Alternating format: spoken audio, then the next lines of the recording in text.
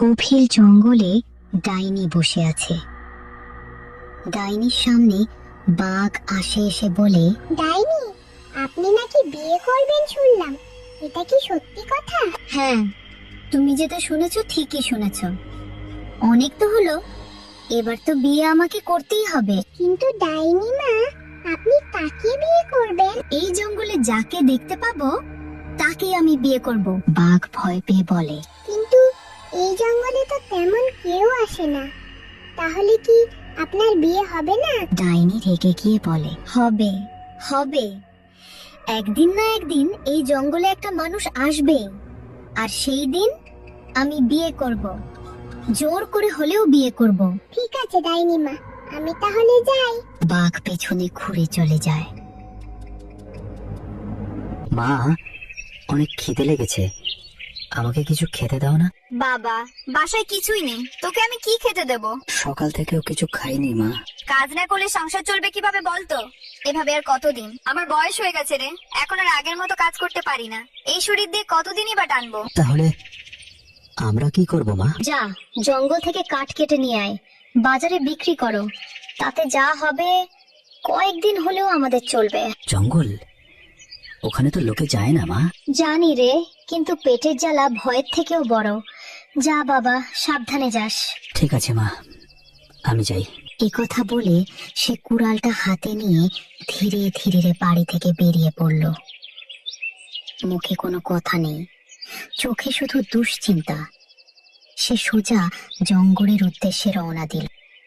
সে জানতো না এই কুড়াল হাতে নিয়েই সে পা রাখতে চলেছে এমন এক জঙ্গলে যেখান থেকে শুরু হবে তার জীবনের সবচেয়ে ভয়ঙ্কর কাহিনী। তারপরে সোহেল কুড়ালটা শক্ত করে ধরে একটা বড় গাছের সামনে দাঁড়ালো। একটু থেমে গভীর শ্বাস নিল আর গাছ কাটতে লাগলো। ঠক ঠক ঠক, প্রতিটা আঘাতের সাথে গাছের গায়ে কুড়ালের শব্দ প্রতিধ্বনি হচ্ছে। ঝড়ঝাপ নড়ে ওঠে আর একটা বাঘ চলে আসে। তার সামনে বাঘ এসে বলে, এই তো পেয়ে গেছি ডাইনি মা জামাই। আপনি কি আমাকে খেতে এসেছেন? যদি খেতেই আসেন তাহলে আবার আমাকে জামাই বলছেন কেন? আরে মানুষ, শান্ত হও, তোকে খেতে আসিনি। খিদে পেলে আমি তো জঙ্গলের হরিণই ধরতাম, কিন্তু আজ আমি এসেছি একটা অনেক বড় খবর দিতে। বড় খবর? এই ভয়ঙ্কর জঙ্গলে আবার কি খবর থাকতে পারে? এই জঙ্গলে একটা ভয়ঙ্কর নিয়ম আছে, মানুষ। এই নিয়ম অনেক বছর ধরে চলে আসছে। ডাইনি এই জঙ্গলে যাকে প্রথম চোখে দেখে তাকেই সে নিজের বর বানায়, সে রাজি হোক আর না হোক। না না, এটা হতে পারে না। আমি তো শুধু আমার মায়ের জন্য কাঠ কাটতে এসেছি, আমি তো কিছুই জানতাম না। জানি মানুষ, কিন্তু এই জঙ্গলে কে কেন আসে সেটা কেউ জিজ্ঞেস করে না, নিয়ম মানতেই হয়।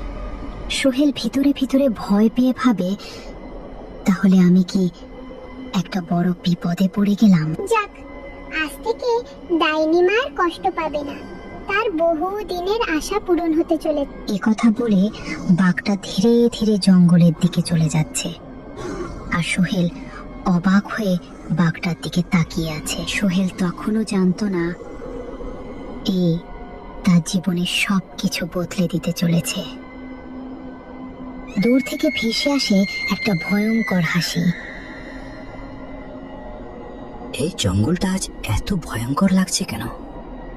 বাঘের কথাগুলো এখনো মাথা থেকে যাচ্ছে না। জামাই? এমন কথা কেউ বলে? না না, এখানে আর থাকা আমার ঠিক হবে না। এখনই আমাকে বাসায় যেতে হবে। কিন্তু আমি কিভাবে বাসায় যাব? আমি তো রাস্তা হারিয়ে ফেলেছি। দেখি সামনের দিকে যাই, যদি কোনো রাস্তা পায়। যদি এ কথা বলে সোহেল রাস্তা খোঁজার উদ্দেশ্যে সামনের দিকে রওনা দিল। কিন্তু সোহেল তো জানতো তো না সামনে আরো বড় বিশাল বিপদ তার জন্য অপেক্ষা করছে। সোহেল হাঁটতে হাঁটতে সামনে দেখে এক বিশাল বাড়ি। সোহেল ভাবে যে জঙ্গলের ভিতরে বাড়িটা কার এত সুন্দর। তা বা গাছের উপরে বাড়ি, এটা কি সেই ডাইনির বাড়ি নাকি? ঘরের ভেতর থেকে ধীরে ধীরে ডাইনি বেরিয়ে আসে। ভয় পাস না সোহেল, আমি সেই ডাইনি যার কথা বাঘ তোকে বলেছিল। তুমি কি সেই ডাইনি? আমি আমি এখানে ভুল করে এসেছি, আমাকে যেতে দাও। আমি আর কখনো এই জঙ্গলে আসবো না। ভুল করে কেউ এই জঙ্গলে আসে না মানুষ, যাকে আমি ডাকি সেই এখানে আসে। কিন্তু আমি তো শুধু কাঠ কাটতে এসেছিলাম। আমার মা বাড়িতে একা, খাবার কিছু নেই, আমার কোনো দোষ নেই। চুপ!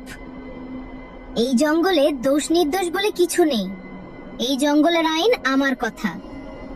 বহু বছর ধরে আমি একা অনেক কষ্ট সহ্য করেছি। আজ যখন তোকে প্রথম দেখেছি, ঠিক তখনই নিয়ম পূরণ হয়েছে। কি নিয়ম?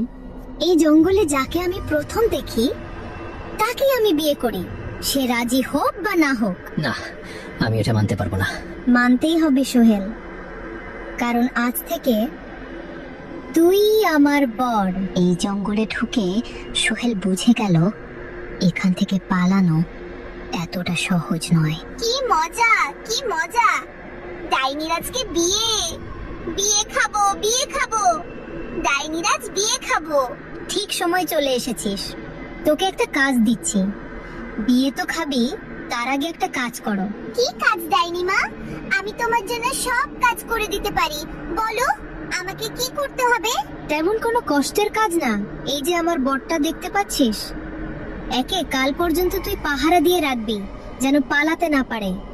কালকে আমরা বিয়ে করব, তুই বিয়ের জন্য সব প্রস্তুতি রেডি করো, আর সবাইকে দাওয়াত দিয়ে দিস। বনের পশু পাখি আর তোদের কঙ্কালের যত বালগুলো আছে সবাইকে বলে দিস আমার কাল বিয়ে। ঠিক আছে ডাইনি মা, আপনি কোন চিন্তা করবেন না, আমি সবাইকে বলে দিব। সবাই যেন ঠিক মতো চলে আসে। কাল রাত 12টায় তো বিয়ে, আর আমরা জানি তো রাত 12টার পরে বিয়ে হলে অনেক ভালো হয়। সবাই রাত 12টার আগেই চলে আসবে, আপনি কোন চিন্তা করবেন না। তোর কথাবার্তা আমাকে একটুও ভালো লাগছে না। আমার 12টার আগে বিয়ে করতে হবে। কেন? আমাদের তো নিয়ম রাত 12টার পরেই বিয়ে করতে হবে। তুমি কেন নিয়ম ভঙ্গ করবে ডাইনি মামা? কারণটা তোকে আমি পরে বলবো, এখন তোকে আমি যেটা বলেছি সেটা করো। এ কথা বলে ডাইনি চলে যায়। সোহেল তখনও জানতো না তার জন্য জঙ্গলের ভেতরে এই ভয়ঙ্কর পরিকল্পনা তৈরি হয়ে গেছে। এই যে ডাইনির জামাই, চলো, আর বেশি দেরি করা যাবে না। এখন আমাদের অনেক কাজ, কাজগুলো শেষ করতে হবে। তোমাকে আগে আমরা আমাদের গুহাতে নিয়ে যাই, তারপর তোমার বিয়ের প্যান্ডেল সাজাতে হবে। কালকে তোমার বিয়ে রাত 12টার পরে। তারপরে কঙ্কাল ভূত সোহেলকে নিয়ে তাদের সেই গোপন স্থানে চলে যায়। এদিকে ডাইনি তার বিয়ের জন্য সব প্রস্তুতি একেবারে রেডি করে ফেলেছে। গরু, হাতি, পাখি, বাঘ, জঙ্গলের সব পশু পাখি আর আত্মীয় স্বজন সবাইকে বিয়ের দাওয়াত পাঠানো হয়ে গেছে। দাওয়াত পেয়ে তারা সবাই এখন ডাইনির বাড়ির দিকেই রওনা দিয়েছে। কেউ সাজসজ্জার কাজে ব্যস্ত, কেউ আলো জ্বালাচ্ছে, আবার কেউ বিয়ের আয়োজন নিয়ে ছুটোছুটি করছে। অপরদিকে সোহেলের কি হবে? সে কি পালাতে পারবে, নাকি সত্যি ডাইনির সাথে তার বিয়ে হয়ে যাবে? বিয়ে কবে হবে? বিয়ে কি আদৌ হবে, নাকি শেষ মুহূর্তে ঘটে যাবে এমন কিছু যা কেউ কল্পনাও করতে পারেনি? এসব জানতে হলে পরবর্তী পার্ট অবশ্যই দেখতে হবে। আর হ্যাঁ, পরবর্তী পার্ট দেখতে হলে অবশ্যই কমেন্ট করতে হবে। আপনি যদি সত্যি পরের পার্ট চান, তাহলে এখনই নিচে কমেন্ট করুন পরবর্তী পার্ট চাই, কারণ পরের পার্ট হবে এর থেকেও বেশি ভয়ঙ্কর। ধাপে ধাপে থাকবে টুইস্ট টুইস্ট, যা আপনার কল্পনারও বাইরে। তাই এখনই কমেন্ট করুন আর চ্যানেলটি সাবস্ক্রাইব করে রাখুন, না হলে মিস করে ফেলবেন সবচেয়ে ভয়ঙ্কর পর্ব।